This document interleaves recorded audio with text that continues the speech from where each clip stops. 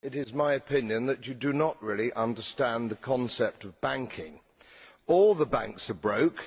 Bank Santander, Deutsche Bank, Royal Bank of Scotland, they're all broke. And why are they broke? It isn't an act of God. It isn't some sort of tsunami. They're broke because we have a system called fractional reserve banking, which means that banks can lend money that they don't actually have. It's a criminal scandal and it's been going on for too long. To add to that problem, you have moral hazard, a very significant moral hazard from the political sphere.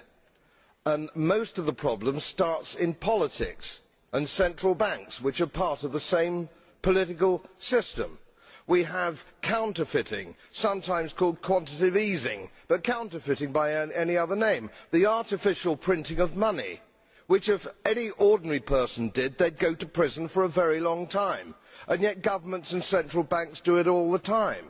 Central banks repress the amount of interest that rates are, so we don't have the real cost of money. And yet we blame the real retail banks for manipulating LIBOR. The sheer effrontery of this is quite astonishing. It's central banks that manipulate interest rates, Commissioner.